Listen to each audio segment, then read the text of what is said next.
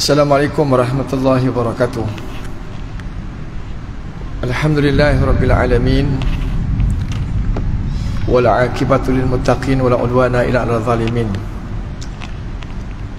Wassalatu wassalamu ala qailil mujahidin wa imamal mursalin wa ala alihi wa ashabihi wa man tabi'ahum bi ihsanin ila yaumiddin. Alhamdulillah, pertamanya dan selamanya marilah kita sama-sama memanjatkan setinggi-tinggi tanda rasa syukur kita yang tidak terhingga kepada Allah Subhanahu wa taala, kerana masih lagi kita semua diberi peluang dan ruang oleh Allah Subhanahu wa taala, sama-sama kita dapat hadir dan berkumpul di rumah Allah Subhanahu wa taala walaupun hujan menderu, tetapi komitmen untuk sembahyang Jumaat perlu diteruskan. Alhamdulillah. Tuan-tuan dan puan-puan yang saya hormati sekalian, pada malam ini saya nak ajak tuan-tuan untuk kita melihat kembali ayat-ayat Allah Subhanahu wa taala mengurusi. Malam ini saya nak memetik satu firman Allah Subhanahu wa taala menerusi suratul Nahli ayat yang ke-90. Suratul Nahli ayat yang ke-90, yang mana Allah Subhanahu wa taala berfirman, "A'udzubillahi minasyaitonir rajim. Inna Allah ya'muru bil adli wal ihsani wa ita'i dzil qurba wa yanha 'anil fahsya'i wal munkari wal baghi ya'idzukum la'allakum tadhakkarun." Sadaqallahul azim. Ayat ini tuan-tuan atas tajuk perbincangan kita pada malam ini, iaitu arahan melaksanakan kebaikan dan larangan daripada melakukan keburukan. Ada arahan dan ada larangan menerusi ayat ini. Arahan untuk melakukan kebaikan, Allah Subhanahu wa taala berfirman, sesungguhnya Allah Subhanahu wa taala memerintahkan kepada kita bil adli, untuk berlaku adil. Dan yang kedua, Allah Taala perintahkan kepada kita untuk berbuat baik. Dan yang ketiga, Allah Ta'ala perintahkan kepada kita untuk membantu kaum kerabat. Itu arahan Allah Subhanahu Wa Ta'ala. Walaupun tiga arahan Allah Ta'ala ini tuan-tuan, kebaikan terlalu luas konteks maknanya. Menerusi ayat ini, kata ulama, arahan melakukan kebaikan ini merupakan penanda aras, merupakan penanda arah benchmark kepada seseorang. Jika dia dapat melaksanakan penanda aras ini, walaupun tiga arahan sahaja dalam ayat ini, insya-Allah dia akan dapat melakukan kebaikan-kebaikan yang lain. So ini dia punya penanda aras. Boleh buat yang ni insya-Allah, yang lain insya-Allah. Insya-Allah lah. Dan larangan Allah SWT menerusi ayat ini, yang pertama fahsya. Bunyinya sedap tuan-tuan, tapi jangan diberi nama kepada anak-anak. Kadang ni kita suka nama-nama yang bombastik. Nama-nama yang bombastik, nama-nama yang pelik, kita letakkan kepada anak ke cucu. Sebab kata orang Meru tak berbual lagi nama ni. Orang Meru Fasya'u, nama macam bombastik, nama macam rasa orang Meru tak ada, setakat ni tak ada berbual nama lagi. Kena tengok makna tuan-tuan. Kena tengok makna. Nak letak nama anak ke cucu, pastikan kena rujuk kepada mereka-mereka yang agak berautoriti lah, memahami makna dia. Jangan main bubur je. Fasya' ini maknanya perbuatan keji. Allah Ta'ala berfirman, wala taqrabuz zina innahu kana fahishatan wa sa'a sabila. Jangan kamu menghampiri zina, kerana sesungguhnya zina itu adalah perbuatan keji. Jadi dengan makna eksklusif dan inklusif, fahsyat ini maknanya zina. Buruk mana tu? Jangan meletak je nama kepada anak dan cucu. Wal munkar, wal munkari, dan perbuatan mungkar, jangan buat kerja mungkar. Kemungkaran ini tuan-tuan dalam definisinya, semua larangan Allah Ta'ala namanya mungkar. Tak solat, mungkar. Tak puasa bulan Ramadan, mungkar. Tak bayar zakat, melakukan kemungkaran. Jadi kemungkaran ini bukan hanya maknanya melakukan maksiat. Jadi kemungkaran ini maknanya terlalu umum. Dan yang ketiga, Allah Ta'ala larang jangan kita melakukan satu perbuatan yang namanya melampaui batas dalam syariat Allah Subhanahu Wa Ta'ala, dalam braket kezaliman. Jangan melakukan kezaliman. Jadi ini tiga bentuk larangan Allah Ta'ala. Juga kata ulama, dan ini merupakan kayu penanda aras kepada seseorang jika dia dapat meninggalkan larangan ini walaupun tiga, insya-Allah dia dapat meninggalkan segala larangan-larangan Allah Ta'ala yang lain.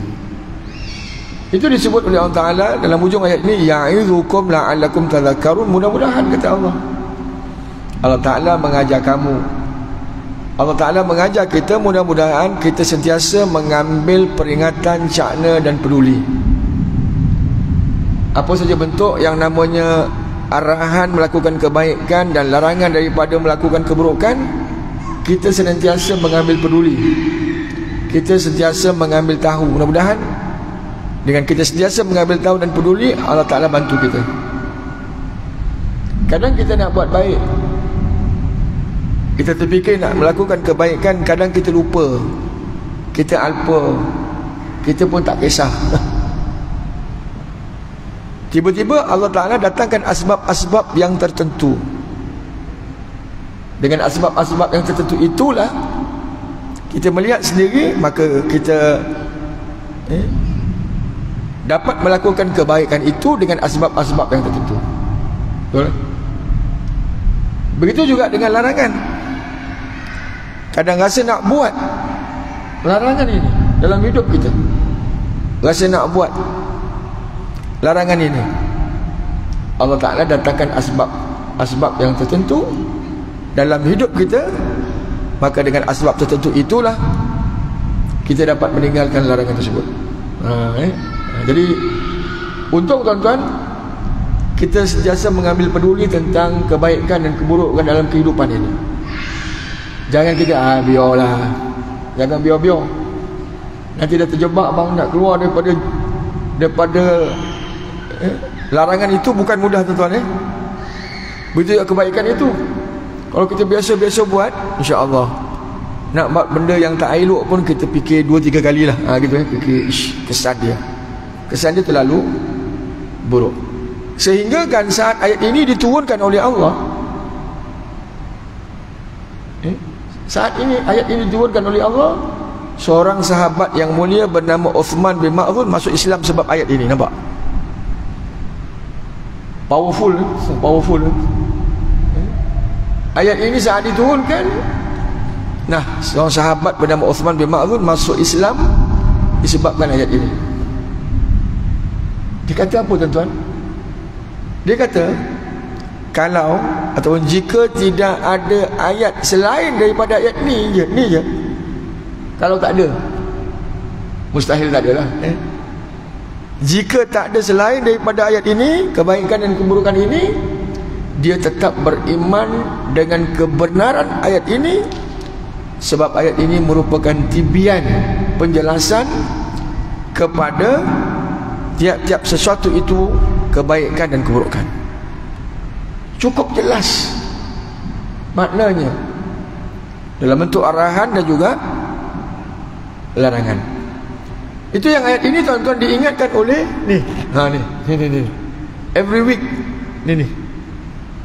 Tiap minggu khatib mengingatkan kepada kita tentang ayat ini. Every week. Pada bila? Pada khutbah yang kedua. Tuan-tuan perasan tak? Sebelum nak tutup tu kan, aqulu qawli hadha.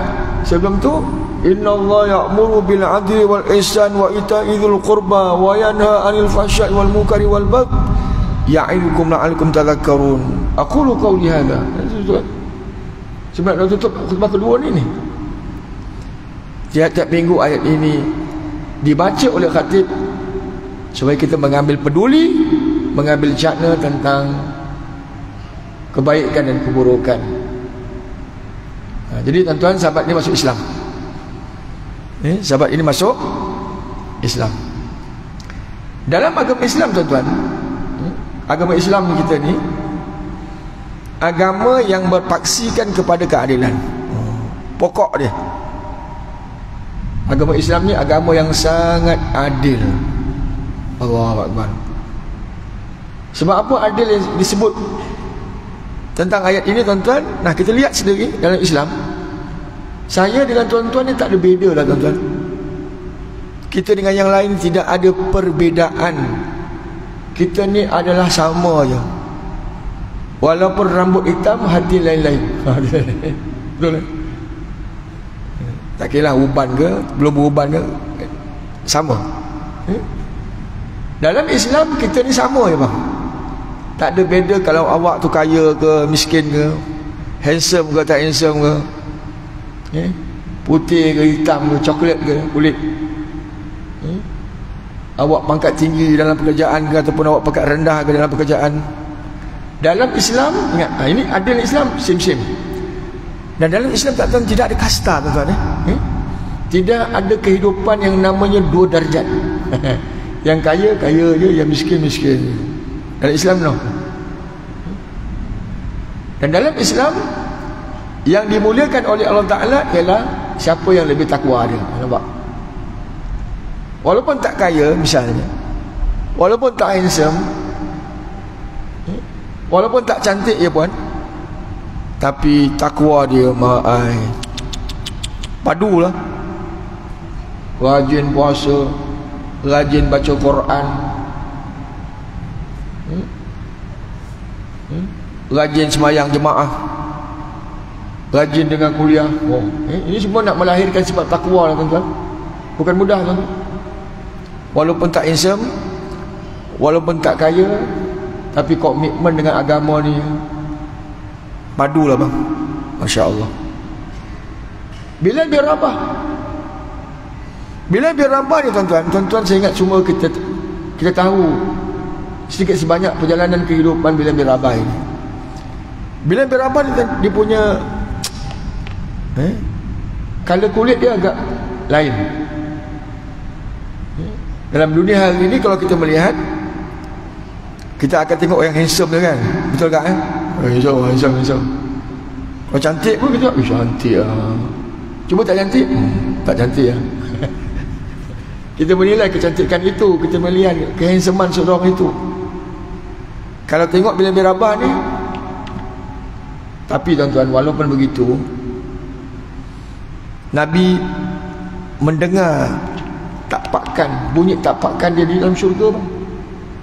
Walaupun kulit dia begitu, tapi hati dia pus bersih bak buah manggis lah, begitu. Allahu Akbar. Mulialah Bilal bin Rabah ini.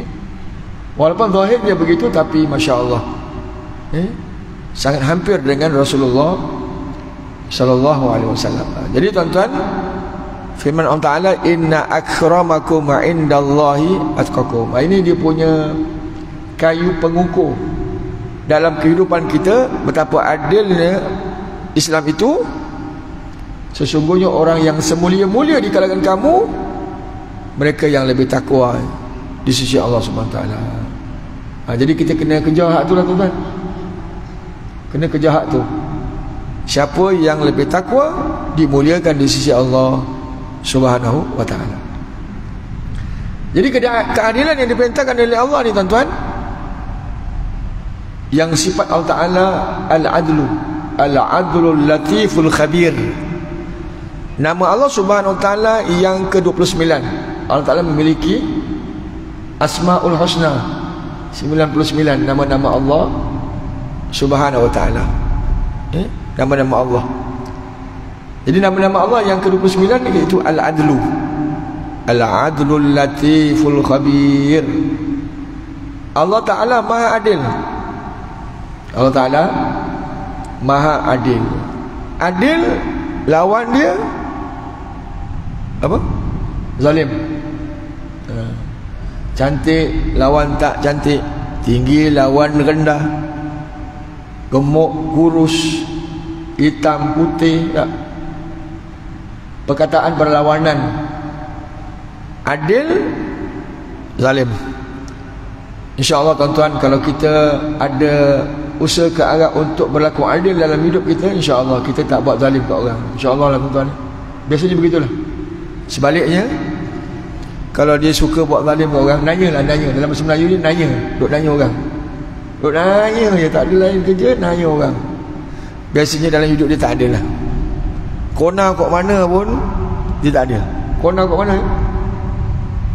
Kalau dia tak adil dalam hidup dia, tiba nak kahwin dua, contoh Tapi kalau kehidupan dia tak adil, tak lepas lah bang. Nak kahwin dua kena adil lah. Kena adil betul kak? Nak kahwin dua kena adil. Tengok cik abang dulu. Kalau masa kurang je, janganlah, you jangan buat pasal lah. Hidup you pun macam ni, you jangan buat pasal lah, nak tambah satu lagi. Contoh lah tuan-tuan. Senang nilaian tu begitu. Jadi tuan-tuan, Allah Ta'ala memiliki nama ini untuk kita laksanakan dalam hidup kita. Bukan nama Allah Ta'ala itu hanya terpampang, terpapar di masjid ataupun di surau, ataupun hanya dalam helaian Al-Quran. Malah ianya perlu dilaksanakan dalam kehidupan kita. Jadi Allah Ta'ala minta kita untuk kita berlaku adil. Adil, percakapan dan tindakan. Disebut oleh Allah Ta'ala melalui lidah Nabi SAW, namanya hadis Qudsi. Hadis Qudsi. Hadis Qudsi ni tuan-tuan, daripada Allah, kata-kata Allah direct kepada Nabi kita Muhammad SAW. Itu namanya hadis Qudsi. Yang Al-Quran ini, wahyu ini kepada Nabi SAW melalui perantaraan. Apa perantaraan dia? Malaikat Jibril. Melalui perantaraan Malaikat Jibril, itu namanya wahyu. Beda tuan-tuan ya. Yang ni Allah Ta'ala sebut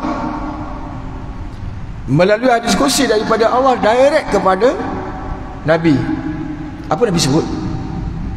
Ya ibadi inni haramtu zulma ala nafsi faja'altu muharraman bainakum fala tadhalamu.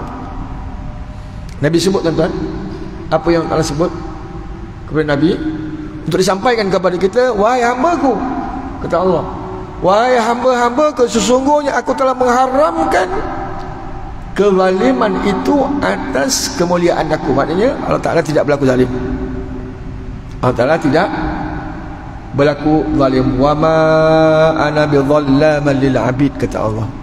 Dan tidaklah aku menzalimi kepada hamba-Ku. Jangan kita sangka Allah Ta'ala zalim dengan kita. Jangan tuan-tuan Allah Ta'ala Maha mencipta, musawwir.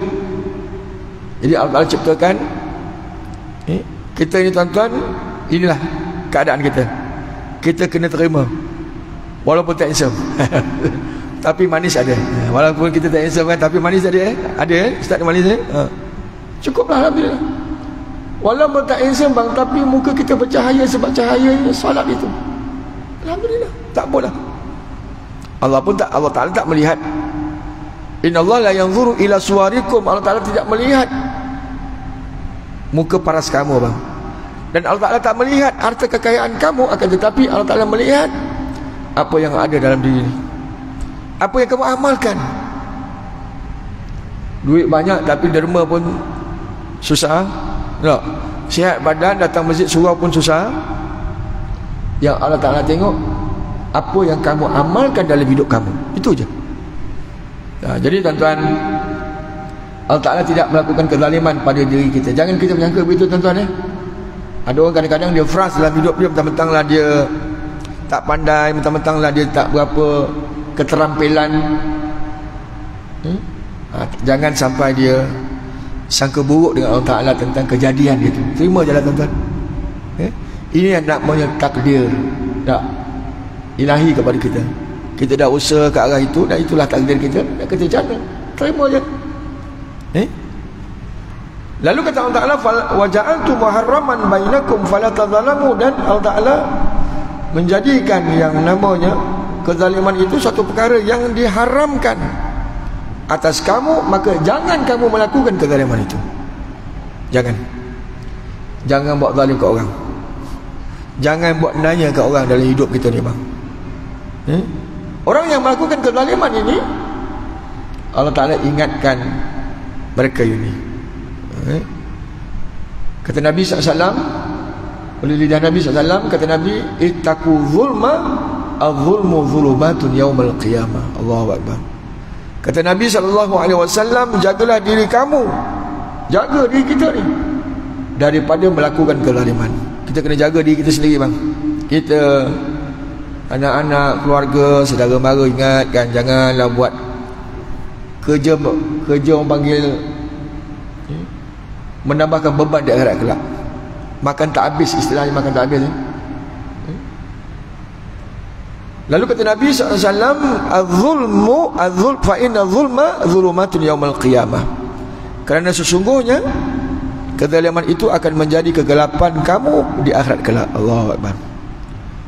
Di akhirat kelak, orang yang melakukan kezaliman dalam kegelapan, dalam gelap diseksa lagi. Bayangkan tuan-tuan, kat dunia walaupun duduk masjid, kalau gelap saya keluar bang. Tak selesa lah duduk gelap walaupun dalam masjid. Contoh tak lama lah boleh duduk, tapi rasa macam kalau kat rumah pun macam tak selesa lah. Kita kena ambil cahaya, kena cari lilin lah apa sebagainya. Hidup kurang selesa sebab tak ada cahaya. Bayangkan di akhirat kelak, ditambah dengan siksaan Allah Subhanahu wa ta'ala. Inilah tuan-tuan bagi mereka yang melakukan kezaliman, dan ingatkan oleh Nabi SAW tentang kesan kepada mereka yang melakukan kezaliman dalam hidup dia.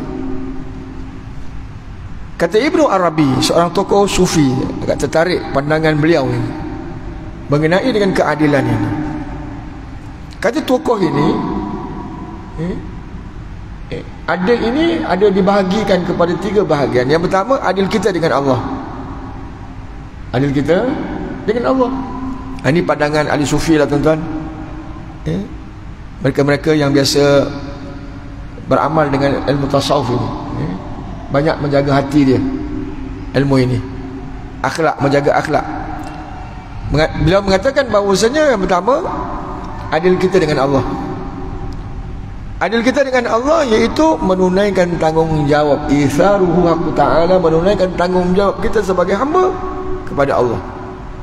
Apa tanggungjawab kita bang? Wa ma khalaqtul jinna wal insa illa liya'budun. Itu tanggungjawab kita. Tanggungjawab kita sebagai hamba ini iaitu, kata Allah Subhanahu wa ta'ala, tidak aku ciptakan manusia dan jin melainkan beribadat kepada aku. Jadi kerja hidup dunia ni kita beribadah kepada Allah. Semua pekerjaan kita buat insya-Allah niat kerana Allah, dan dia akan jadi ibadah. Kahwin kerana Allah jadi ibadah. Duduk dengan kuliah niat kerana Allah jadi ibadah. Makan niat kerana Allah jadi ibadah. Ini tuan-tuan pentingnya niat itu, ya. Betul, makan untuk kenyang. Makan untuk kenyang, lapar lah, betul. Niat kerana Allah, insya-Allah kenyang tadi akan datang. Kenyang tu boleh datang. Puasa misalnya, jangan niat nak kurus. Niat nak kurus, dapat kurus je, tak dapat pahala. Niat kerana Allah, insya-Allah dia akan kurus kemudian, insya-Allah. Dia niat tu penting, ya? Innamal a'malu binniyat wa innamal likulli imri'in ma nawa. Semua pekerjaan ini dengan niat, dan dia akan dapat dengan apa yang diniatkan. Kalau dia nak dia baik, insya-Allah perbuatan tadi akan jadi baik. Tapi niat dia nak siap kau, kesan dia akan menjadi buruk. Jadi tuan-tuan, adil kita dengan Allah, tunaikan tanggungjawab. Macam kita lah anak kepada ibu bapa kan. Apa tanggungjawab kita anak dengan ibu bapa? Jaga dia. Betul kan? Kita jaga ayah kita, jaga mak kita masih hidup. Selagi mana boleh bantu, bantulah tuan-tuan. Selagi ada kederat, bantulah dengan kederat. Itu namanya kebaktian kita dengan ibu ayah. Dah meninggal, doakan dia, sedekahkan dia. Ini kebaktian kita dengan ibu ayah. Jadi kebaktian kita dengan Allah, tunaikan tanggungjawab. Jangan biarkan mak ayah dekat rumah penjagaan orang tua. Ada kadang orang dia malas nak jaga mak ayah. Mak ayah pun songeh je. Nak kata macam mana lah, orang tua lah, songeh tak songeh pun mak ayah tu, bukan orang lain bang. Cincang takkan putus bang. Cincang takkan putus dunia akhirat.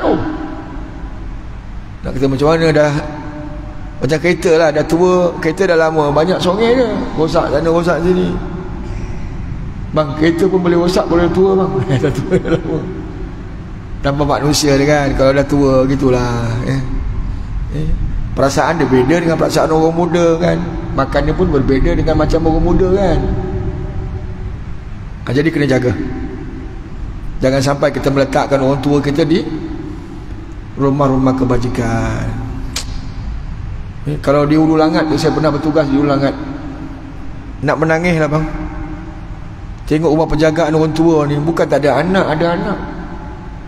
Bila kita tanya mana anak ni, anak saya sibuk lah Pak Ustaz. Jenguk pun tak, jenguk pun tak. Wih, sibuk betul kita ni bang. Sibuk kita betul. Hidup kita ni memang sibuk. Tapi ingatlah, ingat. Jadi tuan-tuan, itu adil kita dengan Allah. Yang kedua, adil kita dengan diri kita sendiri. Adil kita dengan diri kita sendiri seperti mana yang disebut oleh Allah Subhanahu Wa Taala, wa na'an nafsa 'anil hawa. Adil kita dengan diri kita sendiri iaitu menegah diri daripada menurut keinginan nafsu. Kita kena tahan diri kita bang. Nafsu ini kita kena tonggang dia. Apabila kita tonggang dia, nanti kita akan arahkan nafsu kita ini ke masjid dan ke surau. Kita pandu dia. Nafsu ni kita kena pandu. Kalau nafsu itu pandu kita, siap. Nanti nak maghrib pergi pasar malam, makan dulu, malam masih muda. Semayang, alah, semayang kat rumah pun okey. Kuliah, alah, YouTube lambat-lambat lah. Nampak nafsu malah nak melakukan, nak baca Quran, aduh, kalau ikut nafsu bang, aduh letih lah. Penat baca Quran ni, kumat kamit penat. Relax dulu. Nak ibadat nanti dulu, relax dulu. Nampak, kalau ikut nafsu ni bang, tuan-tuan pun tahulah, malah kita nak buat ibadat ni. Jadi nafsu ni kita kena tonggang dia bang. Kita kena didik nafsu kita, barulah kita akan terdidik. Kalau tidak bang, dia akan bawa kita ke laut. Ke laut nafsu kita akan bawa kita ke laut. Nak belajar pun malas betul dia. Kalau ikut nafsu ni, malas belajar, relax. Relax depan TV, depan telefon kan, relax. Lawan nafsu. Nafsu ni, tengoklah nafsu makan. Nafsu makan. Semua kita ada nafsu makan kan? Betul semua orang yang tak ada nafsu makan, dia sakit. Orang tu sakit. Itu kalau pergi hospital ziarah saudara ni, kita buat makan sedap macam mana pun dia tak makan abang, sebab sakit. Gua bawa lah anggur yang sekilo RM50 tu, dia tengok je. Gua bawa lah lamb chop, tak makan bang, sebab orang sakit ni memang dia tak ada selera nak makan. Cuba kau bagi aku lagi nasihat, licin. Nampak? Nafsu makan pun diajar oleh Islam kepada kita bang. Jangan ikut nafsu makan. Hujan pun boleh berhenti lah orang kata. Hujan boleh berhenti. Itu yang disebut oleh Nabi Sallam. Portion untuk makan ini tak banyak sebenarnya dalam hidup kita ni bang. Hanya 1/3 untuk makanan. Mai lapar Ustaz, 1/3 saja. Nak makan lebih terpulang. Sebab dalam kesihatan, dalam ilmu kesihatan ni, makan lebih makan banyak ni kan, kesan ni buruk kan. Nanti kesan ni kemudian tu dia akan buruk. Betul kan? Kita dengar kadang umur baru 30-an dah kecil manis bang. Masa muda dia punya nala makan. Memanglah orang muda kan. Kita pun masa muda makan memang sedap. Makan pantang. Nampak? Jadi Islam ajar portion ni hanya 1/3 makan, 1/3 minuman, 1/3 pernafasan. Itu je. Yang ini Nabi ajar. So kita nak ikut nafsu makan ke ataupun kita nak bagi dia portion? Tepuk dada tanya selera. Tepuk dada tanya selera. Jadi berhati-hatilah tuan-tuan. Sebab mana yang kita maklum, apabila Nabi mengarahkan ataupun Nabi mendidik sesuatu itu, pasti confirm dia akan jadi baik. Confirm. Kalau Nabi larang akan sesuatu itu, buruklah kesan dia. Itu jadi mudah. Macam mak ayah pesankan, belajar nak. Jangan main-main masa muda ni, rugi. Rupanya mak ayah kita pesan betul lah. Kita yang buat main. Betul lah, nanti dah tua baru menyesal aku tak belajar. Menyesal buat apa? Dah tak berguna. Kalau aku belajar dulu betul-betul pandai, aku jadi orang hebat. Tapi dah tak nak dengar cakap mak ayah, nak ikut nafsu, nak kata macam ni. Jadi tuan-tuan, itulah yang diperintahkan oleh Allah Ta'ala kepada kita. Tegah diri daripada keinginan hawa nafsu. Okay? Yang ketiganya, adil kita dengan orang lain. Allahu Akbar.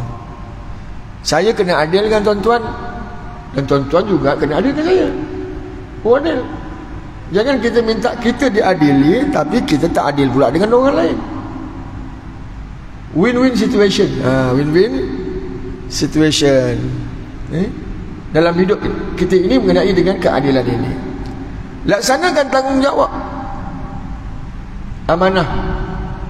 Laksanakan amanah kita dengan orang lain. Jangan mengkhianati amanah itu. Nah, sekecil-kecil amanah kita hari ini sebagai ibu, ayah kepada anak-anak. Seorang ayah, amanah dia apa? Isteri amanah dia tahu. Bukan nak shake hand, aku terima nikahnya dengan mas kahwinnya tunai. Dia tahu itu je. Bang, tanggungjawab dia mak ai. Isteri tanggungjawab dia A to Z bang, A to Z. Dulu bujang, kulu kuili, no problem. Dah kahwin tak boleh bang, kulu kuili. Tak boleh. Nak simply mengetih, mengopi pun, rumah dia tu. Bukan tak boleh. Kena beringat.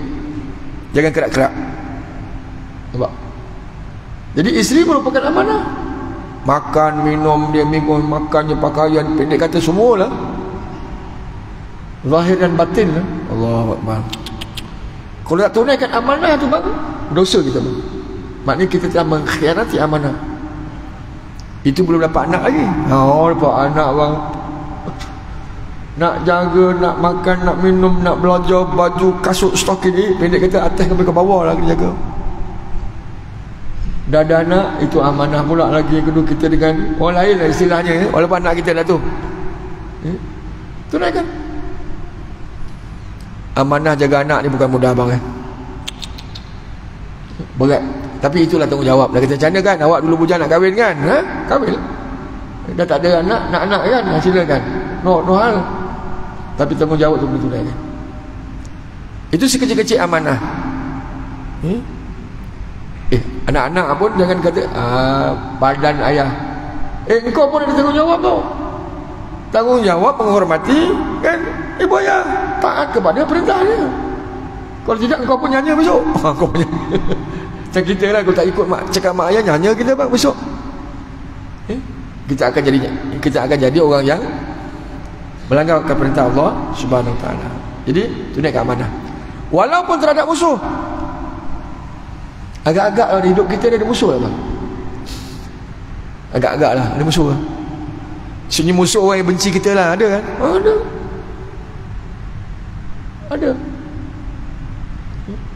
Ada. Cuma kita pun yalah bukan semua orang suka kita kan. Orang baik pun ada orang tak suka kan. Macam Nabi ada musuh dia, Abu Jahal, Abu Lahab tu, orang-orang musyrikin Mekah, duk hina, duk pelekehkan, kata Nabi gila, Nabi sihir. Musuh tu. Tambah orang jahat lagi lah pun kan? Tak maaf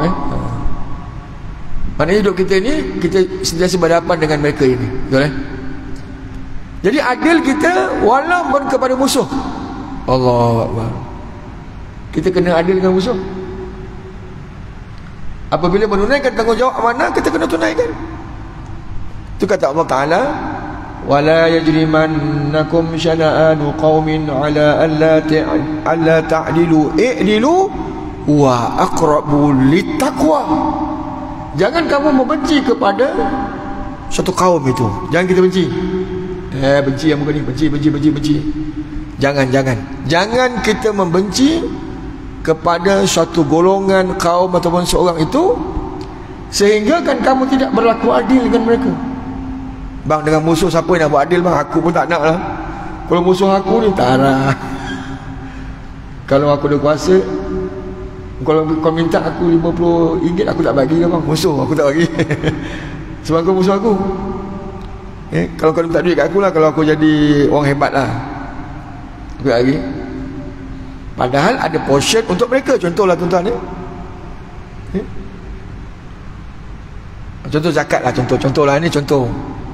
Zakat untuk semua, fakir dan miskin. Tapi ada yang fakir miskin musuh aku tak nak bagi. Aku nak bagi yang member-member je. Yang fakir miskin yang musuh aku ni. Oh bang, jangan kita benci satu golongan itu sehingga kita tidak berlaku adil. Maksudnya tidak menunaikan amanah. I'dilu. Allah Ta'ala datangkan dalam bentuk perintah kepada kita berlaku adil lah. Perintah Allah Ta'ala suruh kita, perintah kita berlaku adil lah. Sebab dengan berlaku adil itu lebih hampir dengan sifat takwa. Nak takwa tak dalam hidup kita, memang kita berdambakan takwa. Every week diingatkan oleh Tuan Khatib, ittaqullah ahaqqa tuqati wa la tamutunna illa wa antum muslimun. Every week bang, bertakwalah kamu kepada Allah, bertakwalah kamu kepada Allah. Kita kena usahakan arah untuk mencapai sifat takwa. Jadi tuan-tuan, berlaku adil lah dengan yang namanya walaupun musuh. Saya nak bawa satu contoh, tu saya nak tutup. Tutup tajuk ni, adil ni. Zaman Rasulullah ada satu peperangan yang namanya Perang Badar. Peperangan Badar ini merupakan peperangan yang pertama dalam Islam. Bila? 17 Ramadan tahun yang kedua hijrah. Maknanya Nabi berhijrah daripada Mekah ke Madinah. Nabi tinggal kat Madinah berapa tahun? 10 years. Ini tahun kedua Allah Ta'ala perintahkan kepada Nabi dan orang Islam untuk keluar berperang. Dibenarkan oleh Islam. Yang namanya jihad itulah dibenarkan oleh Islam, dibenarkan oleh Allah keluar berperang pada tahun yang kedua. Untuk permulaan kalinya dalam peperangan dalam Islam, peperangan Badar, 17 Ramadan. Ketika itu tuan-tuan, orang Islam yang keluar berperang bilangannya sedikit, 313. Yang keluar berperang itu pula kelengkapan perang tak cukup. Kelengkapan perang tak cukup, kenderaannya pun tak cukup. Unta pun tak sampai 300. Unta pun lebih kurang dalam 80 unta. Kuda adalah 45. Yang lain berjalan kaki bang oi. Bang oi, nak pergi berjihad ni tahu, Danlah daripada itu juga danlah pada ketika itu bulan Ramadan. Lapo lapo jihad waktu itu dibenarkan oleh syarak. Nah, kita melihat bagaimana para sahabat walaupun bulan puasa lawan tetap lawan. Ini kalillah. Lawan tetap lawan. Ini hebat Islam tuan-tuan ni. Walaupun Ramadan mak Ramadan. Jihad perlu diteruskan sebab ini merupakan perintah Allah. Walaupun sedikit pergi juga. Allahu Akbar. Kalau kita bang nak bangun sahur pun demam tu. Bang bangun untuk makan je, bukan untuk pergi peperang tu. Pun demam kita bang. Demam. Bang bangun sahur bang. Ya. Bang bangun ya. Kau tak dengar aku kata ya. Marah kita dengan bini tu. Itu hanya untuk mamam pun kita tak larat. Ini bang angkat senjata bang. Kau bayangkan. Lawan pula dengan musuh orang Mekah. Jadi orang pada ketika itu berhadapan dengan tentera musuh ini. Musuh ini merupakan musuh tradisi. Musuh tradisi. Kita ada dua, sama ada musuh dalam selimut. Musuh selimut itu ujung-ujung tikam. Bahaya dia jangan jadi musuh dalam selimut. Lala tikam member. Jangan tikam member ni. Kita nak berkawan adil. Kalau jangan sampai begitulah. Tikam kau belakang. Ada kan? Ada yang kedua ialah musuh tradisi. Dulu kini dan selama-lama aku tak boleh tengok muka dia ni. Aku jumpa aku menghantamnya. Musuh tradisi ni bang. Sampai lubang cacing kita ingat. Sampai setiap generasi kita ingat. Jangan main-main. Ini biasanya berlaku dalam masyarakat lah. Jadi tuan-tuan, berhadapan dengan musuh tradisi ini seramai 1,000 orang. Wow. Bang, 1,000 bertempur dengan 313. 1:3. Bang, kalau engkau ada black belt, lawan dengan musuh yang musuh pun ada black belt, agak-agak boleh menang tak? Kita seorang ada black belt, tapi musuh pun ada black belt juga 3 orang. Agak-agak boleh menang tak kita ni? Seorang tak boleh menang dik. Kalau kita black belt, dia white belt, mungkin kita boleh belasah dia 3-3 sekali ayun dia. Tapi dia pun terror juga. Yang kita terror, yang dia pun terror juga. Susah juga nak menang. Kalau 3 tu tak terror, mungkin boleh kita belasah semua. Ini pertempuran perang Badar yang berlaku bang. 1 lawan nisbah 3 bang. Tak semudah itu untuk menang. Kelengkapan perang pula golongan musuh tip-top. Kelengkapan musuh cukup, bilangan tentera cukup, lepas tu kenderaan dia cukup. Lepas tu pula dia orang tak puasa. Dia orang tak puasa. Orang musyrikin tak puasa lah kan. Bulan Ramadan dia tak puasa. Lawan dengan orang puasa bang, agak-agak kita puasa boleh menang tak bang? Ikut akal. Kadang masjid ajak jom gotong royong bulan puasa. Gila ke Nazir ni? Otak dah miring ke bang? Orang bulan puasa relax tidur. Ini dia ajak masjid. Ini Nazir kena tukar ni. Kita pun tak boleh terima lah bang. Betul lah. Bulan puasa ni kalau boleh relax kan. Relax, tenang. Nak buat kerja-kerja agama ni nanti tunggu air raya. Bulan puasa cuti sebulan. Ini persepsi kita lah. Jadi apabila bertempur tuan-tuan, bertempur dengan musuh tradisi. Ingat tu, musuh tradisi dulu kini dan selama-lamanya, akhirnya umat Islam mencapai kemenangan. Akhirnya Allahu Akbar. Jadi para ulama telik balik sebab apa kemenangan bagi pihak orang Islam ni. Hebat sangat. Ditelik, ditengok-tengok para ulama. Bukan sebab bilangan. Ingat tuan-tuan bukan sebab bilangan. Tak apalah, kita pun dah dengar peristiwa dekat Palestin dah 17,000 kan. Dah meninggal dunia, ataupun syahid sebahagiannya. Meninggal dunia syahid lah, kita anggap semua syahid lah. Walaupun 17,000 bang, bilangannya kecil. Maksudnya bilangan umat Islam kecil kan, berbanding ialah musuh. Kita tak nafikan lah kan, kelengkapan perang dia amat canggih. Tentera ni pun ramai.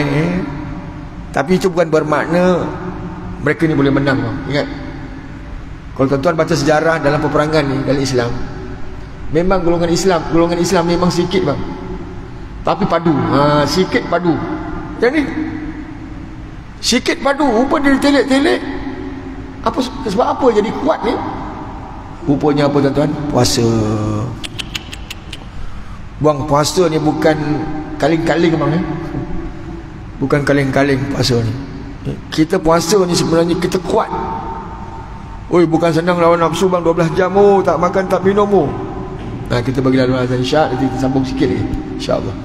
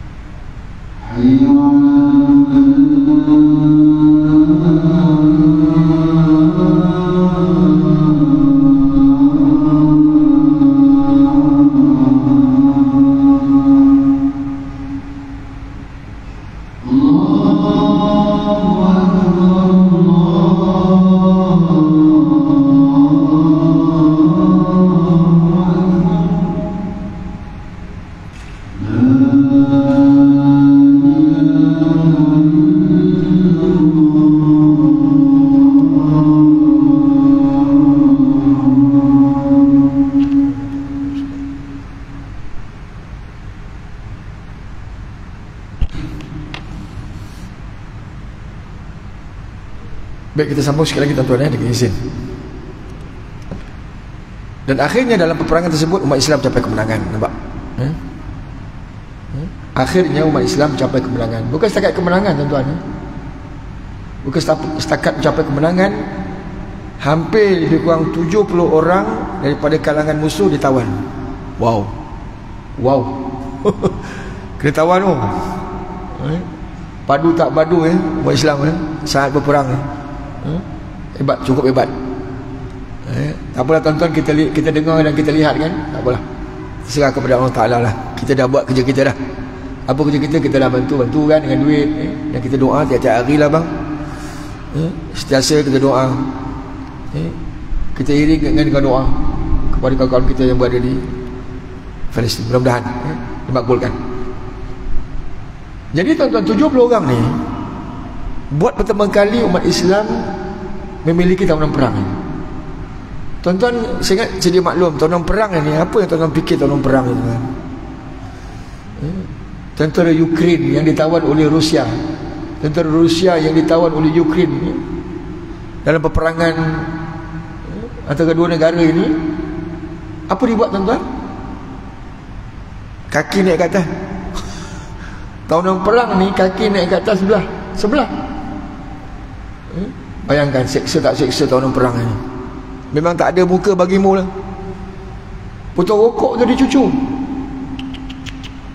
Tahunan perang ni memang tak ada muka bagi, tak ada bagi can kan, betul kan? Seksa memang kau-kau. Tahunan perang ni seksa. Tengoklah di Iraq seperti mana yang ditawan Islam, tawan Amerika, tawan Iraq. Apa dia buat dengan tawanan perang? Wah, sedih bang, luluh hati kita bang, luluh hati kita. Nak kata macam mana? Apa dia buat kepada presiden dia kan? Contoh tengok Libya misalnya, Gaddafi misalnya, seksa kau-kau ya. Tak bagi muka lah, orang tak bagi muka ujungnya bunuh aja bang. Allah. Jadi 70 orang ni, para sahabat tuan-tuan dah berbisik. Dah bisik-bisik agak-agak apa keputusan sahabat, semuanya macam ni bahaya ketanda kita kerat nak buat apa dalam perang ni, nak simpan rugi boreh je panggil. Tapi Rasulullah jawab, Rasulullah beritahu pesahabat, kalau kamu mengapa-apakan tahunan perang ni, seolah-olah kamu mengapa-apakan aku. Allahu Akbar. Mereka ini tuan-tuan musuh tradisi tau, ingat tu.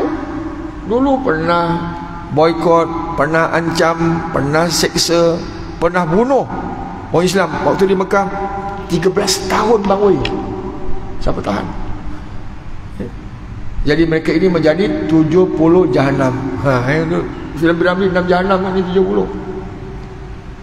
Nabi buat keputusan tahunan perang ini ada 3 cara Nabi buat.